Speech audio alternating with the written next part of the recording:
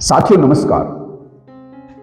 साथियों, आज की जो वीडियो का उद्देश्य है वह हमारे समाज में जो भोले भाले लोग होते हैं उनका कुछ लोग बिल्कुल अलग लेवल पर पागल बनाते हैं, उनको एक कुचक्र में फंसाए रखते हैं कहानियों के माध्यम से, कथाओं के माध्यम से। उनके जीवन में तो कोई तब्दीली नहीं होती, लेकिन वे इस कुचक्र में फंस जाते हैं। इसी कुचक्र को समझने के लिए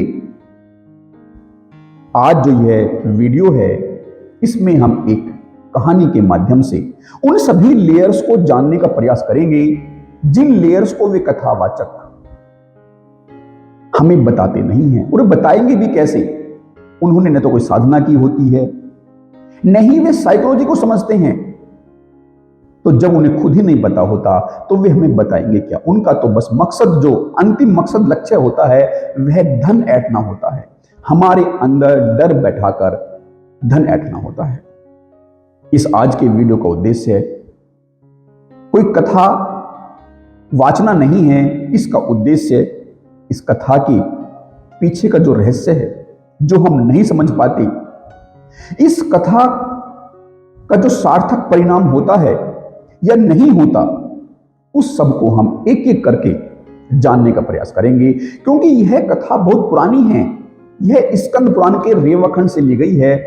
इसका तात्पर्य यह है कि जो हमारे समाज की परेशानी है, जिस वजह से हम इस कथा को, इस व्रत को करते हैं, ये सब प्रॉब्लम उस पुराने समाज में भी रही होगी। तभी तो वे इस कहानी, इस कथा के माध्यम से, इस व्रत के माध्यम से उन समस्याओं को सुलझाने का प्रयास करते थे। और हम आज भी इन कथाओं के माध्यम से, व्रत के माध्यम से अपने जो जीवन की समस्या होती है उनको सुलझाने का प्रयास करते हैं। कथा में अलग अलग अध्यायों के माध्यम से बताया गया है कि यदि हम इनका जो पालन है वो अच्छे से करते, पूरी निष्ठा से करते हैं, तो हमें उसके जो परिणाम है वे सुखद परिणाम होते हैं। लेकिन यदि हम इन नियमों का पालन नहीं करते, उस व्रत का पालन नहीं करते, तो हमें घोर कष्ट मिलता है, हमें पाप मिलता है। साथियों, यदि हम किसी निष्ठा से किसी भी कर्म को करेंगे, कोई भी कर्म हो, तो हमें अवश्य ही उसका फल मिलेगा। और यदि हम किसी कार्य को उसकी पूरी समझ के बिना उस मार्ग पर बढ़ेंगे, तो हमें अवश्य ही पाप मिलेगा। ऐसा नहीं है कि वह पाप हमारे कारण हमें मिलेगा। साथियों, हम इस घोर कारागृह में हैं जहां पाप चारों तरफ अपने पैर पसारे हुए हैं। वह हमें चारों तरफ से घेर लेता है और यदि हम थोड़े भी बेहोश होते हैं तो हम उसकी चपेट में आ जाते हैं। लेकिन यदि हम अपने जो होश को जागृत कर लेते हैं तो फिर हम उस पाप से मुक्त हो जाते हैं।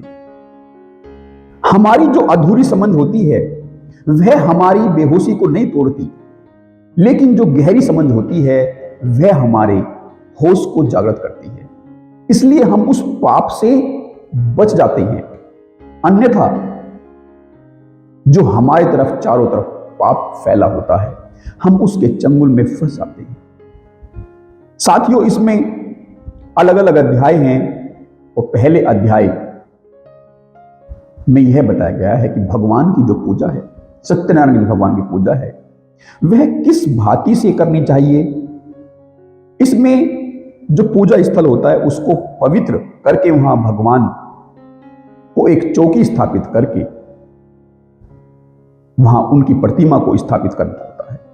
साथियों, पहली बात तो यह है कि जहां भी हम कोई शुभ कार्य कर रहे होते हैं या शुभ कार्य करने की दिशा में अपने कदम उठा रहे होते हैं, तो वहां उस माहौल का पवित्र होना बहुत जरूरी है। केवल उस माहौल का नहीं, बल्कि हमारे मन का उस स्थिति में पवित्र होना बहुत जरूरी है। क्योंकि हमारा मन यदि दूषित रहेगा तो हमारे जो कदम हैं वो सही दिशा में नहीं उठ पाएंगे। हमारी जो दृष्टि है वह साफ नहीं होगी, वह दूर तक नहीं देख पाएगी, वह लोभ और लालच के द्वारा उसकी जो दृष्टि है वह सीमित होगी, तो उसके परिणाम भी सीमित होंगे। लेकिन यदि हमारी दृष्टि साफ होगी, हमारा दिल पवित्र होगा, तो वह खुली आंखों से स्पष्ट रूप से उसके सारे जो फैक्टर होते हैं उनको भली भांति से देख पाएगी और हमारे सही कदम उठ पाएंगे। इसलिए किसी भी शुभ कार्य में हमारा खुद का पवित्र होना और इस भांति जो हम एक पवित्र माहौल बनाते हैं उसका माहौल का पवित्र होना बहुत जरूरी होता है। और फिर हम जो भी कार्य करने के लिए अपने कदमों को बढ़ाने वाले हैं उस लक्ष्य को हमें वहां उस केंद्र में मध्य में स्थापित कर देना होता है। जैसे यहां हम भगवान श्री सत्यनारायण की कथा का हमारा लक्ष्य है तो हमें उस चौकी पर भगवान श्री सत्यनारायण की जो प्रतिमा है वहां उनको विराजित करना है और फिर पूरे दिन संकल्प के साथ हमें व्रत का पालन करना है और फिर शाम को हमें भगवान की जो पूजा है आरती है उसके साथ प्रसाद खुद ग्रहण करना है और सभी को वितरित करना है। साथियों, हम जब कोई भी संकल्प लेते हैं तो उस कार्य के पूर्ण होने तक, जैसे हमने सुबह संकल्प लिया कि हम आज भगवान का व्रत करेंगे तो हम शाम तक एक व्रत रखते हैं, ऐसे ही जब हम कोई अपने अच्छे दिल से पवित्र दिल से कोई भी कार्य करते हैं उसकी शुरुआत करते हैं तो उसके जो पूर्ण होने तक हमें संकल्पबद्ध होना होता है। हमें पूरे दिल से दृढ़ निश्चय से उस दिशा में अपने कदमों को बढ़ाना होता है। और जब वह पूर्ण हो जाता है, जब यह कथा पूर्ण हो जाती है, जब हमारा वह संकल्प, हमारा वह लक्ष्य पूर्ण हो जाता है तो फिर हमें उस प्राप्ति, लक्ष्य प्राप्ति के बाद एक जो प्रसाद है वह ग्रहण करना होता है। हमें जो उस अचीवमेंट के बाद जो एक खुशी मिलती है, उस लक्ष्य तक पहुंचने का हमारे दिल का जो एक धन्यवाद का भाव होता है, उस भाव को व्यक्त करने के लिए हमें खुद भी प्रसाद ग्रहण करना होता है, उस खुशी में शामिल होना होता है और साथ ही उसको अपने चारों तरफ बांटना भी होता है। हमें उस लक्ष्य की प्राप्ति के बाद जो भी हमने प्राप्त किया है उस भगवान का अनुग्रह है और उसका प्रसाद अवश्य लेना चाहिए। जो भी उसने हमें उस फल के रूप में दिया है हमें उसको स्वीकार करना चाहिए और इस भांति से फिर हमें अपने कदमों की दिशा को आगे बढ़ाना चाहिए। तो इसी भांति से इसमें पहले ही अध्याय में शौनकादि ऋषि नैमिषारण्य स्थित महर्षि सूत के आश्रम पर पहुंचते हैं और वहां महर्षि सूत से प्रश्न करते हैं कि लौकिक कष्ट मुक्ति, सांसारिक सुख समृद्धि और पारलौकिक लक्ष्य की सिद्धि के लिए क्या सरल उपाय है। साथियों, इसका जो कहानी का कथा का जो उद्देश्य है वह बिल्कुल स्पष्ट है कि जो हमारे लौकिक कष्ट होते हैं, जो हमारे संसार के कष्ट होते हैं, उनसे हम कैसे मुक्त हो, हमें सुख समृद्धि कैसे प्राप्त हो और फिर परलोक में भी हमें जो स्वर्ग की प्राप्ति है या हमारी जो मोक्ष की कामना है वह कैसे सिद्ध हो। यह है इसका जो उद्देश्य है, इसमें बताया गया है। तो इसके लिए क्या सरल उपाय है, वे शौनकादि ऋषि नैमिषारण्य स्थित वन में जो उनका आश्रम होता है महर्षि सूत जी का, वहां जाकर उनसे यह प्रश्न पूछते हैं। तो महर्षि सूत जी कहते हैं कि यही प्रश्न नारद जी ने भगवान विष्णु से किया था। साथियों, अब देखो यहां पर एक ऑथेंटिसिटी आती है। यहां पर जो महर्षि सूत है वे बीच में नारद जी और भगवान विष्णु को ले आते हैं। तो इससे क्या होता है कि हमारे अंदर जो है एक गहरा इफेक्ट इस कथा का, इस कहानी का पड़ता है।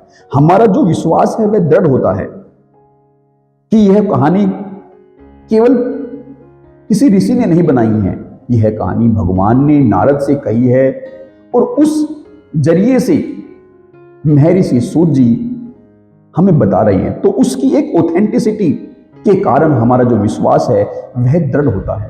तो सबसे पहले उस विश्वास को दृढ़ किया गया है।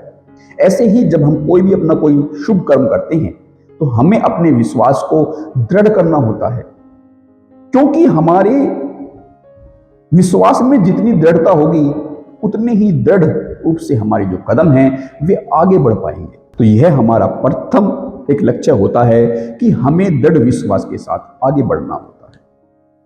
वह कार्य कोई छोटा कार्य हो या कोई बड़ा कार्य हो, चाहे वह एक दिन का कार्य हो चाहे एक वर्ष का कार्य हो, हमें पूरे निश्चय के साथ, दृढ़ निश्चय के साथ उस पर आगे बढ़ना होता है। भगवान विष्णु ने भी नारद जी को बताया था कि ये लौकिक क्लेश मुक्ति, सांसारिक सुख समृद्धि एवं पारलौकिक लक्ष्य सिद्धि के लिए राजमार्ग है। तो भगवान ने भी नारद जी को बताया था कि ये सब इस कहानी के माध्यम से हम सबको प्राप्त हो सकते हैं। साथियों, आप यहां गौर करते जाना कि कुछ बातें यहां बार बार रिपीट होगी। जैसे शौनकादि जो ऋषि है, उन्होंने जब महर्षि सूत जी से पूछा तो उनका पूछने का भी कारण यही था, और जो भगवान विष्णु नारद जी से कह रही हैं तो वे भी उसके जो लाभ है उस लाभ के रूप में यही इन गुणों का वर्णन कर रहे हैं कि इससे धन धान्य की वृद्धि होती है, सौभाग्य और संतान को देने वाला होता है, सर्वत्र विजय प्रदान करने वाला होता है, और इसको किसी भी दिन खासकर पूर्णमासी में भक्ति और श्रद्धा से समन्वित होकर मनुष्य ब्राह्मणों और बंधु बांधवों के साथ धर्म में तत्पर होकर भगवान सत्यनारायण की पूजा करें। साथियों, कोई भी दिन शुभ होता है। शुभ कर्म के लिए सभी दिन शुभ होते हैं और गलत कार्य के लिए सभी दिन अशुभ होते हैं। तो यदि हमारा लक्ष्य शुभ है तो हम किसी भी घड़ी में अपने कदमों को पवित्र हृदय के साथ उस दिशा में आगे बढ़ा सकते हैं। लेकिन हमें इस दिशा में अपने कदमों को बढ़ाने के साथ साथ ही हमें जो हमारे बंधु बांधव होते हैं, हमारे परिवार होता है, हमें उस सबके बीच में उन सबकी सलाह मशवरा से उस दिशा में एक सही समझ के साथ आगे बढ़ना चाहिए। और जैसे इसमें कहा गया है कि ब्राह्मणों और बंधु बांधवों के साथ, साथियों ब्राह्मण का अर्थ है जिसको किसी एक विषय की अच्छी से समझ होती है, उसको हम प्राचीन काल में ब्राह्मण कहते थे। तो ऐसे ही जिसको किसी एक विषय की, जिस दिशा में हम अपने कदम बढ़ाने वाले हैं उसकी उसको समझ हो और हमारा जो परिवार है वह उससे एग्री करेगा, तो हमारे जो कदम हैं वह और अच्छे से आगे बढ़ पाएंगे। तो हमें उन सबकी समझ के साथ एक सही डिसीजन लेकर उस तरफ आगे बढ़ना होता है। और फिर भगवान का जो वह लक्ष्य है जो हम अपने साफ दिल से लिया है, उसको भगवान का ही लक्ष्य मानकर उसकी दिशा में हमें अपने कदम बढ़ाने होते हैं। फिर दूसरे अध्याय में सूत जी कहते हैं कि काशी नगर में कोई अत्यंत निर्धन ब्राह्मण रहता था। वह भूख और प्यास से व्याकुल होकर पृथ्वी पर भटकता रहता था। तो भगवान को उस पर दया आती है, वे एक वृद्ध का रूप धारण कर लेते हैं और उससे उसके कष्ट पूछते हैं। तो वह कहता है कि भगवान ऐसे ऐसे मुझे बहुत दिक्कत है। तो वे कुछ अपनी जो समस्या है उनके समाधान के लिए उनसे अनुग्रह करते हैं, उन वृद्ध पुरुष से। लेकिन साथियों, क्या आज हम अपने वृद्धों का, अपने बुजुर्गों का सम्मान करते हैं? आज यदि भगवान किसी वृद्ध के रूप में आ जाए, क्या हम उनकी बात सुनेंगे? जब हम बुजुर्गों का सम्मान ही नहीं करते तो जो उनके अनुभव है उनको हम कैसे ग्रहण कर लेंगे? फिर वे अनुभव हमारे लिए व्यर्थ ही है, क्योंकि वे ट्रांसफर ही नहीं हो पाएंगे। तो इस भांति से वह जो एक अनुभव होता है एक पीढ़ी से दूसरी पीढ़ी में जाता है। समाज का जो एक बुजुर्ग तबका होता है उसके अनुभव से समाज का जो यंग तबका होता है वह कुछ सीखता है। लेकिन वह जो समझ है, वह जो डोर है, वह हमने आज तोड़ दी है और इसी वजह से हम अपने रास्ते को भटक गए हैं। हमें उनका सम्मान अवश्य ही करना चाहिए। जब इन्होंने उन वृद्ध का सम्मान किया और उन्होंने जो उपाय बताए, उस उपाय के द्वारा उन्होंने सत्यनारायण भगवान का पूजन किया, तो फिर उनको जो उनका जो समृद्धि थी वह दिन पर दिन बढ़ती चली गई। उन्होंने निश्चय किया कि मुझे समृद्ध होना है। उनका जो निर्धन ब्राह्मण है उनका विश्वास दृढ़ हुआ, तो उन्होंने अपनी समृद्धि की दिशा में कदम बढ़ाने के लिए उस दिन जो भी वे कार्य करते थे बड़ी श्रद्धा से किया। उनके अंदर एक अटल विश्वास हो गया था कि ऐसा हो सकता है, तो उनको उस दिन ज्यादा उनकी आमदनी हुई और उन्होंने फिर शाम को भगवान का जो है एक व्रत किया और इस भांति से उनका जो समृद्धि है बढ़ती चली गई। तो साथियों, हम जिस दिशा में अपने कदमों को बढ़ाते हैं उस दिशा में यह जो विराट प्रकृति है हमें खींचती है। यदि हमारे कदमों की दिशा सही है और न केवल सही, यदि गलत भी है तो हम गलत की दिशा में बढ़ जाते हैं, वह हमें और स्पीड में खींच जाती है। तो यदि हम अभी गलत दिशा में खींचते जा रहे हैं तो हमें यह देखना चाहिए कि कहीं हमने तो अपनी आंखें बंद नहीं कर रखी, हमें तो कहीं बेहोश नहीं है, या जिस भांति से हमारे चारों तरफ का घेरा है वह हमको बेहोश तो नहीं रखे हुए। हमें इस पर नजर अवश्य करनी चाहिए और अपनी होश की अवस्था को, अपनी जो जागृति की अवस्था है उसको प्राप्त करके सही दिशा में अपने कदमों को आगे बढ़ाना चाहिए और फिर उस पर निरंतर कार्य करते रहना चाहिए। जैसे वह जो सत्यनारायण भगवान का व्रत वह कंटिन्यू करता रहा, उसकी समृद्धि बढ़ती गई, ऐसे ही हमें अपने उस कार्य को लगातार और निरंतर करते रहना चाहिए। तो फिर सूत जी कहते हैं कि इस प्रकार से जैसा उस निधन ब्राह्मण ने किया, कोई भी मनुष्य सत्यनारायण का व्रत करेगा उसके समस्त दुख नष्ट हो जाएंगे। इस प्रकार भगवान नारायण ने कुछ कहा, मैंने वह सब आप लोगों से कहा, अब आगे और क्या कहूं। साथियों, फिर वही रिपीटेशन हमारे विश्वास को दृढ़ करने के लिए कि हमारे सब कष्ट, दुख, दर्द मिट जाएंगे और हम समृद्धशाली हो जाएंगे। इस भांति से यह बार बार एक चेष्टा है हमारे विश्वास को दृढ़ करने की। लेकिन यह जो विश्वास है हमें यह देखना होगा कि यह हमारा विश्वास अंधा विश्वास है या फिर श्रद्धा के साथ विश्वास है। हमारे कदम सही दिशा में हैं या हमारे कदमों की दिशा ही गलत है, यह हमें भली भांति से देखना होगा। फिर इसमें आगे कहते हैं कि एक बार वहीं द्विज श्रेष्ठ अपनी धन संपत्ति के अनुसार बंधु बांधव तथा परिवारजनों के साथ व्रत करने के लिए उदित हुआ। उसी बीच एक लकड़हारा वहां आया, वो लकड़ी बाहर रखकर उस ब्राह्मण के घर गया। तो उसने उनसे तरीका पूछा, क्या इसके फायदे हैं वे पूछे, तो उन्होंने कहा कि मेरी समृद्धि सब इसी व्रत की वजह से है, इसी व्रत की वजह से है। मतलब जो उनका सही कदम था, पूरी श्रद्धा के साथ अपने कार्य पर उनका ध्यान था और उनकी चेष्टा थी कि जो भी इस भांति से उनको अर्निंग होगी वे उसको समाज में भी वितरित करें। उसका जो फल है वह प्रसाद है, खुद तो ग्रहण करेंगे ही, उसके प्रसाद को समाज में बांटेंगे। तो उनकी समृद्धि का कारण यह जो उनका एक श्रद्धा भाव से उठा हुआ कदम है, उस तरीके को उन्होंने बताया।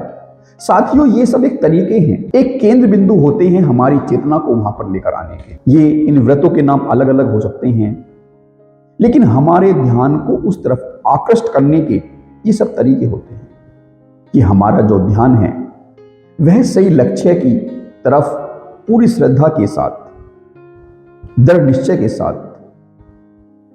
अपनी मंजिल की तरफ आगे बढ़ सके, तो वह परमात्मा अवश्य ही हमें उसका जो परिणाम है वह सुख देता है और हमारी यात्रा समृद्धि की यात्रा बन जाती है। तो वह जो विप्र है वह उस लकड़हारे से कहता है कि यह सब मनोरथों को प्रदान करने वाला है और इससे उस लकड़हारे को भी धन धान्य की प्राप्ति हो जाएगी। तो वह लकड़हारा भी उस दिन निश्चय करता है कि जो भी उसको धन प्राप्त होगा वह अपनी समृद्धि के लिए उस धन से इस कथा का प्रारंभ करेगा, उस कथा को कहेगा। साथियों, अब उसका भी जो ध्यान है, जो अटेंशन है, वह भी समृद्धि की तरफ, जो कष्ट है उनसे निकलकर समृद्धि की तरफ उसके जो कदम हैं वे उठने शुरू हो गए हैं और उसको एक मार्ग दिख गया है। उसका जो भरोसा है उस व्यक्ति के माध्यम से उसका भरोसा जागृत हो गया है, क्योंकि वह भी पहले एक निर्धन ब्राह्मण था। उसने अपना हाल बताया कि समृद्धि उसको इस भांति से प्राप्त हुई है, तो उसका जो निश्चय है वह दृढ़ हो गया। तो जो उसका तरीका था कंटिन्यूटी का, उस मार्ग पर वह आगे बढ़ता है। वह भी दृढ़ निश्चय के साथ अपनी समृद्ध आंखों से अपने कदमों को समृद्धि की तरफ बढ़ाता है। उसका जो अब एक टारगेट, जो लक्ष्य होता है, वह किसी भी हाल में अपनी दरिद्रता से, कष्टों से बाहर निकलना होता है और समृद्धि को हासिल करना होता है।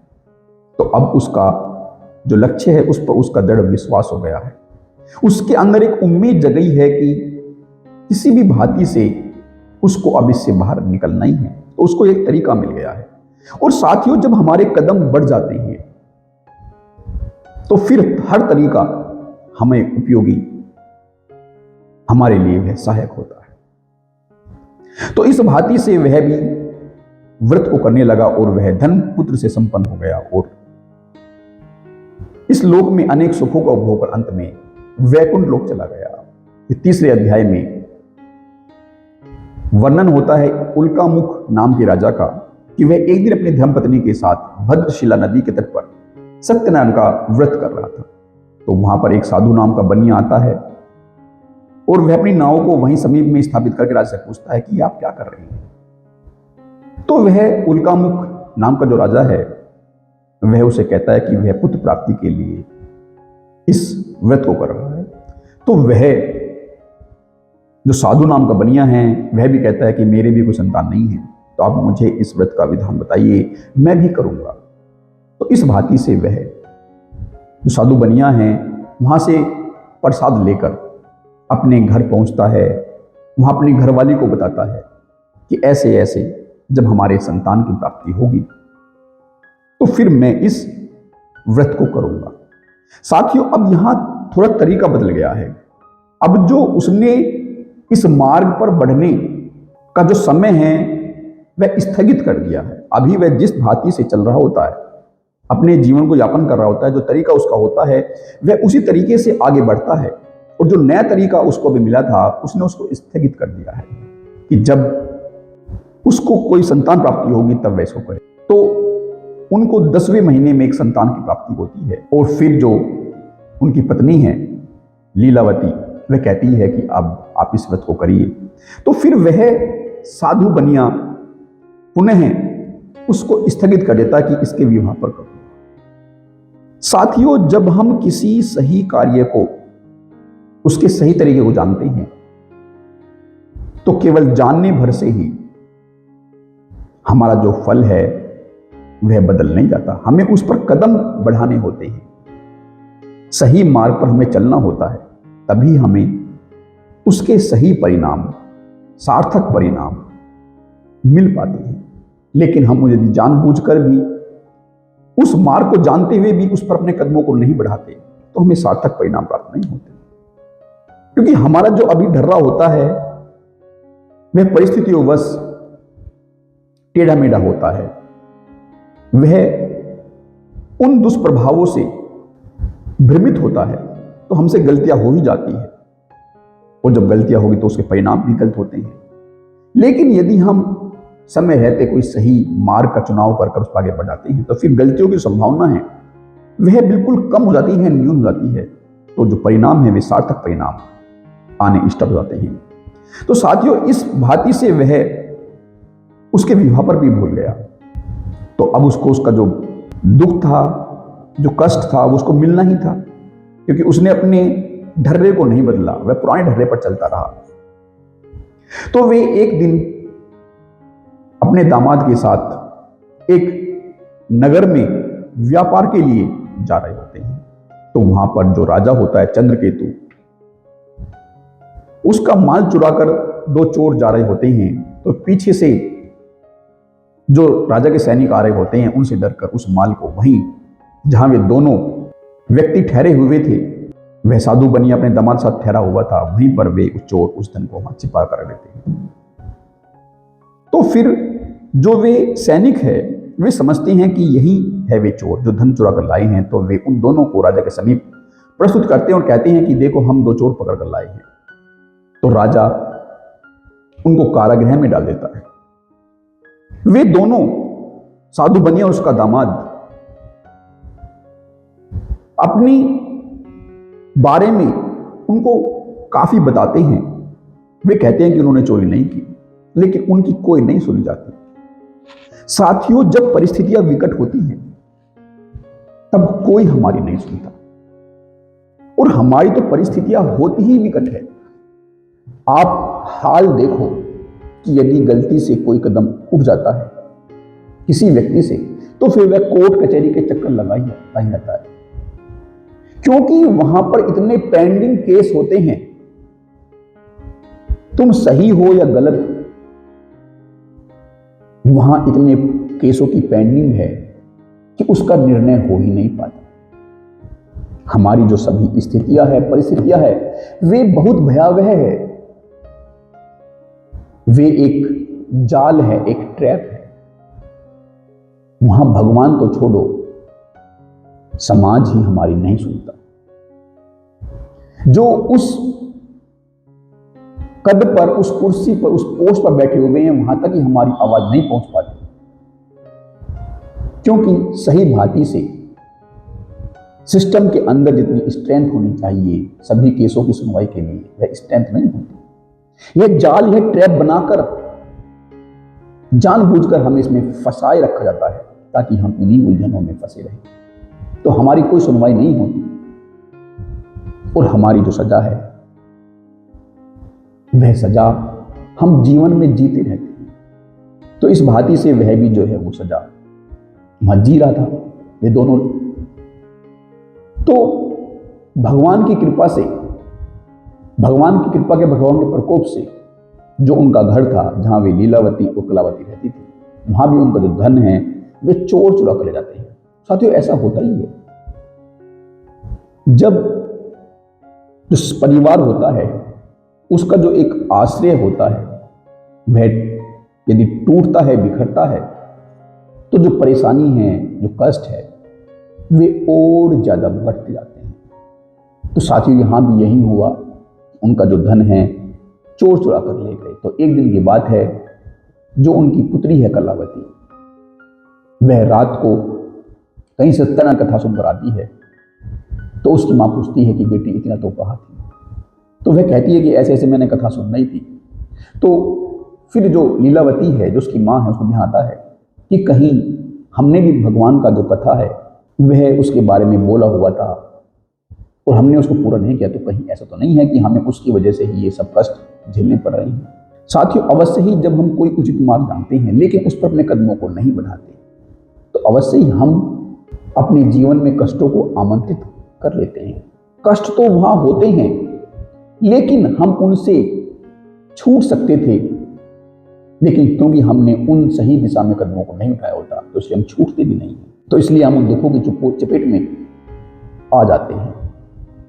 लेकिन अब जो लीलावती है वह अपने कदमों को उस दिशा में उठाने का संकल्प लेती है और फिर भगवान सत्यनारायण की जो कथा है वह करती है। साथियों, कदम अब उठ गया है तो भगवान प्रसन्न हो जाते हैं और फिर रात में उस राजा से वे स्वप्न में कहते हैं कि इन दोनों को छोड़ दो, ये दोनों निर्दोष है। तो राजा इस रात के स्वप्न को अपनी जो उनकी सभा होती है वहां बताता है और उन दोनों को जो धन उनका लिया होता है उसे दुगना धन देकर वे विदा कर देते हैं। साथियों, यदि कोई व्यक्ति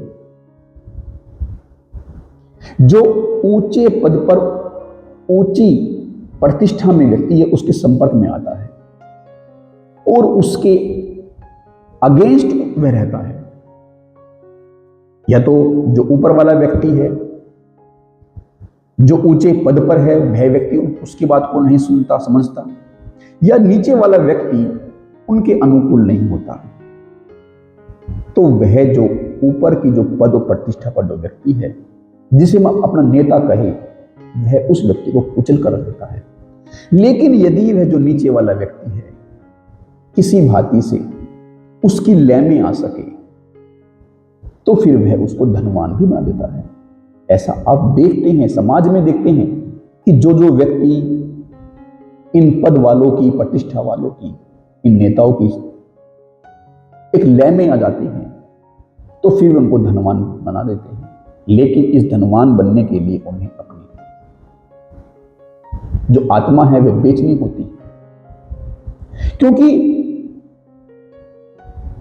अधिकतर जो नेता होते हैं वे अपने पद से भ्रष्ट हो गए होते हैं, तो उनके साथ चलने के लिए, उनकी हाँ में हाँ करने के लिए हमें भी अपना पद से भ्रष्ट होना पड़ता है। और इसी के एवज में, अपनी आत्मा को बेचने के एवज में हम धनवान बन जाते हैं। साथियों, यदि जो हमारा राजा है, जो हमारा नेता है, वह साफ दिल का हो, वह पथ भ्रष्ट न हो, उसकी आंखें साफ हो, उसका दिल साफ हो, तो फिर वह व्यक्तियों के हाथों को पकड़कर ऊपर उठाता है।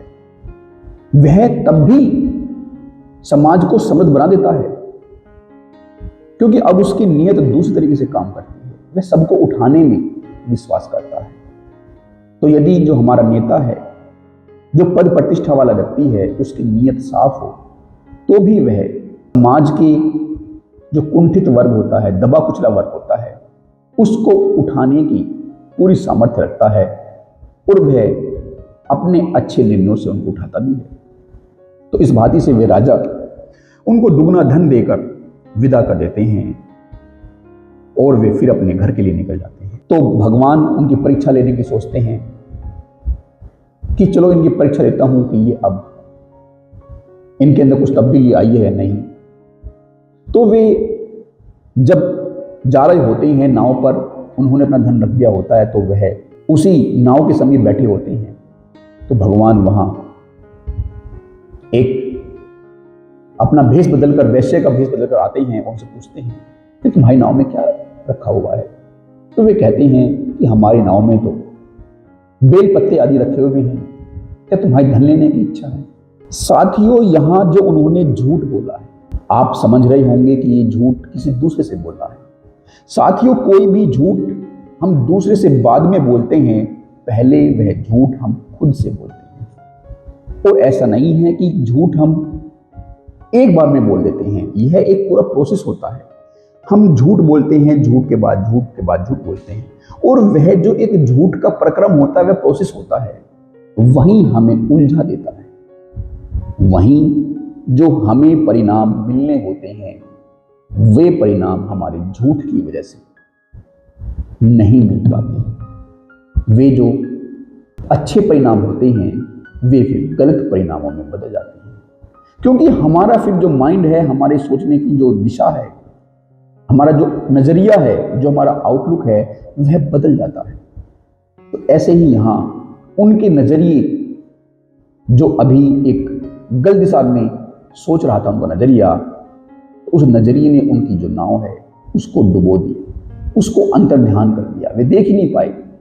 हम पर भी जब कोई एक पर्दा पड़ जाता है, अपनी फीलिंग का पर्दा पड़ जाता है, मोह का पर्दा पड़ जाता है, तो हम भी नहीं देख पाते, वे भी नहीं देख पाते। वे बेहोश हो जाते हैं, और जब उनको उस मूर्छा से होश आता है तो उनको ध्यान आता है कि कहीं ऐसा तो नहीं है कि जो दंडी भगवान थे उन्होंने कुछ ऐसा कर दिया हो। तो वे दोनों उनकी शरण में जाते हैं, उनसे माफी मांगते हैं। वे कहते हैं कि बड़े बड़े ज्ञानी भी आपकी महिमा को नहीं समझ पाए, तो हम अज्ञानी कैसे समझ पाएंगे? हमारी नौका में पहले जैसा धन भर दो। तो भगवान उनको तथास्तु कह देते हैं, और उनकी जो नाव है वह पहले जैसे ही धन से भर जाती है। साथियों, यहां आप देखो कि उन्होंने भगवान की जो महिमा है उनको अनुभूत कर लिया है। उन्होंने देख लिया है कि भगवान के कारण ऐसा हुआ था, झूठ बोलने के कारण ऐसा हुआ था। अब भगवान उनके समीप है, उन्होंने फिर वैसा ही कर दिया है। तो अभी भी उनकी कामना क्या है? उनकी कामना है धन दौलत। अब वे भगवान की शरण में हैं, लेकिन फिर भी उनकी कामना क्या है? धन और दौलत। साथियों, एक आम इंसान की जो कामना होती है वह वास्तव में भगवान की कामना इसलिए बनती है क्योंकि वे भगवान के माध्यम से धन दौलत पा लेना चाहते हैं। उनकी चाह भगवान की चाह नहीं है। ऐसे ही इनकी चाह भगवान की चाह नहीं है, इनकी चाह तो धन दौलत की चाह है। लेकिन क्या यदि आपके सम्मुख भगवान हो तो आप धन दौलत को चाहेंगे या भगवान के जो पैर है, उनकी जो शरण है, उसमें अपने आप को लीन कर देना चाहिए? साथियों, इन्होंने ऐसा नहीं किया। इनकी जो कामना थी वह पूरी हो गई। वो भगवान हमारी जो कामना होती है वह पूर्ण करता है। वह कामना किसी भी दिशा में हो, अच्छी दिशा में हो, गलत दिशा में हो, वह भगवान हमारी कामना पूर्ण करता है। तो इनकी भी कामना पूर्ण हुई। तो फिर वे अपनी नाव को पहले से देखकर अपने नगर की ओर चल देते हैं और जो उनका दूत होता है उसके माध्यम से वे वहां खबर भेजते हैं कि हम लोग वापस आ गए हैं। तो वह दूत जाकर वहां कहता है कि ऐसे ऐसे वे लोग आ रहे हैं। तो वे जो कलावती और लीलावती है वे घर पर पूजा कर रही होती है। तो लीलावती अपनी बेटी कलावती से कहती है कि बेटी तू पूजा करके आ जाना, मैं तब तक चलती हूँ। लेकिन जो उसकी बेटी थी वह भी बड़ी एक्साइटेड थी, उसके अंदर भी बहुत उत्सुकता थी। तो वह कथा के बाद के प्रसाद को छोड़कर उनके दर्शन के लिए निकल पड़ती है। लेकिन भगवान रुष्ट हो जाते हैं। वे उन दोनों को अंतर ध्यान कर देते हैं और ऐसा देखकर जब कलावती और लीलावती उन दोनों को नहीं देख पाती तो वे मूर्छित हो जाती है। वे भगवान से प्रार्थना करती है उनसे जो भी गलती हो गई उन्हें माफ करना। तो भगवान आकाशवाणी करते हैं कि यदि ये दोनों घर जाकर प्रसाद को ग्रहण करें तो ये दोनों अपने पतियों को अवश्य देख पाएगी। साथियों, जैसा पहले कहा था कि जो प्रसाद है, जो हमारी मंजिल का चरना अमृत है, वह हमें अवश्य ग्रहण करना चाहिए। हमें उसको ग्रहण कर न केवल आत्मसंतुष्टि मिलती है बल्कि हमारे कदमों को और मजबूती मिलती है आगे की दिशा में कदम उठाने के लिए। लेकिन यदि हम उस चरणामृत को ग्रहण नहीं करते तो फिर हमारे जो कदमों की जो गति है वह रुक जाती है। और साथ ही यहां भी ऐसा ही हुआ। लेकिन जब उन्होंने उस प्रसाद को ग्रहण किया तो फिर सब पहले की भांति हो गया और फिर वे सत्यनारायण भगवान के व्रत को हर पूर्णिमा को करने लगे। यह अब उनकी जो स्टाइल है, जो दिनचर्या है, उनका जो रूटीन वर्क है वह बदल गया। और रूटीन वर्क बदल जाने से उनके कर्म बदल गए। कर्म बदल जाने से उनके जो परिणाम है वे अवश्य बदल जाएंगे। तो साथियों, अगले अध्याय में 5वें अध्याय में सूत जी कहते हैं कि एक प्रजापालक तुंगध्वज नाम का राजा था। वह एक दिन जंगल में गया हुआ था। तो वहां पर कुछ ग्वाले भगवान का जो है व्रत कर रहे थे। लेकिन वह राजा वहां न तो गया और न ही प्रसाद ग्रहण किया। और जब वह घर लौटता है तो वहां सब कुछ नष्ट हो पाता है। तो उसे ख्याल आया कि कहीं यह प्रसाद त्यागने के कारण तो नहीं है। तो वह वहीं जाता है, प्रसाद ग्रहण करता है और फिर वह सब कुछ पहले जैसा पा लेता है। साथियों, यदि हम समय रहते यह जान ले कि हमसे गलती हुई है और फिर हम अपने जो गलत दिशा में हमारे कदम बढ़े होते हैं उनको पीछे लेकर सही दिशा में हम अपने कदमों को बढ़ा ले तो हमारे जो परिणाम है वे बदल जाते हैं। अन्यथा यदि हम अपने कदमों को उन्हीं गलत दिशा में आगे जारी रखते हैं तो वे जो परिणाम है वे भयानक से और भयानक होते जाते हैं। लेकिन उनकी दिशा बदल देने से वे परिणाम सुखद होते जाते हैं। और ऐसा ही यहां हुआ। तो इस भांति से सूत जी कहते हैं कि जो व्यक्ति इस परम दुर्लभ श्री सत्यनारायण के व्रत को करता है और पुण्यमयी तथा फलदारिणी भगवान की कथा को भक्ति होकर सुनता है, उसे भगवान सत्यनारायण की कृपा से धन धान्य आदि की प्राप्ति होती है। साथियों, बार बार व्यक्ति के अंदर विश्वास जगाया जा रहा है कि दरिद्र धनवान हो जाता है, बंधन में पड़ा हुआ बंधन से मुक्त हो जाता है, डरा हुआ व्यक्ति भय मुक्त हो जाता है। यह सत्य बात है, इसमें संशय नहीं है। इस लोक में वह सभी इच्छित फलों का भोग करके अंत में सत्यपूर्ण वैकुंठ लोक करता है। इस प्रकार मैंने आप लोगों से भगवान सत्यनारायण के व्रत को कथा कहा, जिसे करके मनुष्य सभी दुखों से मुक्त होता है। साथियों, इसमें जो ये बात है परलोक, साथियों परलोक में ऐसा नहीं है कि वहां पर कोई भी परिणाम हमें एकदम ऐसे ही रैंडमली मिल जाती है। हमारे एक कदमों की जीवन की एक दिशा होती है। उस दिशा में हम जो व्यवहार करते हैं वहीं हमारे अगले जन्म के जो फल होते हैं वे उसी के अनुसार हमारे डिसाइड होते हैं। यदि हमारे अभी आज के जो कदम हैं वे गलत दिशा में हैं तो कल के भी जो परिणाम हैं वे गलत ही होंगे। ऐसे ही यदि हमारा इस जीवन का जो प्रोसेस है वह सही दिशा में उठ गया है, हमने इस जीवन में अपने कदमों को सही दिशा में बढ़ा लिया है, तो फिर अवश्य ही हमारी जो जीवन यात्रा है वह सुखद होती जाएगी, सुखद होती जाएगी। यहीं इस कहानी के माध्यम से भगवान सत्यनारायण विष्णु जी नारद जी को बताना चाह रहे हैं। लेकिन हम भूल में पड़ जाते हैं कि कोई भी व्रत एकदम करेंगे तो उसका जो परिणाम है वह हमारे अगले जन्मों पर ऐसे ही फलित हो जाएगा। साथियों, नहीं, ये पूरा प्रक्रम होता है, हमें उस प्रोसेस से गुजरना होता है, हमें अपनी मन को, अपने संस्कारों को बदलना होता है, अपने संस्कारों को पुण्य संस्कारों में बदलना होता है। तो इस भांति जब हमारी वह यात्रा बदलती है, जीवन यात्रा, तभी हमारी आगे की यात्राएं हैं वे बदलती हैं। साथियों, इस भांति से आपने इस कथा के मर्म को जाना, और यह केवल इसी कथा का मर्म नहीं है, यह सभी कथाओं का मर्म है कि हमें किस भांति से हम जिस एक कुचक्र में फंसे होते हैं, जिस कारागृह में हम फंसे होते हैं, उसको देख लेना होता है और अपने कदमों को पूरे पवित्र दिल से, साफ दिल से, जो उस दिशा की सही समझ रखते हैं, उनकी समझ को ग्रहण करते हुए, उनकी समझ का उपकार मानते हुए, एक थैंकफुल हृदय से अपने कदमों को पूरे दृढ़ निश्चय के साथ उस दिशा में बढ़ाना होता है और फिर अपने कदमों को उस दिशा में बढ़ाए रखना होता है।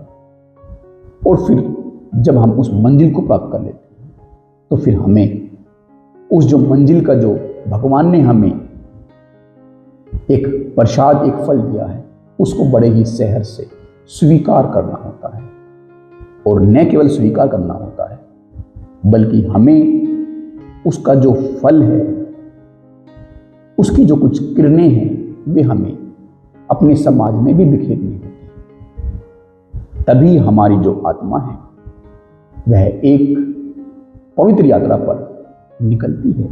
उम्मीद करता हूं कि आपको इस कथा का मर्म समझ आया होगा और जो तथाकथित कथावाचक होते हैं, जो हमें इन उलझनों में भटकाए रखते हैं, उनके भटकाव, उनके जो असर है वे कम होंगे, इसी उम्मीद के साथ आप सभी से विदा लेता हूं। आप सभी का मेरे साथ बने रहने के लिए बहुत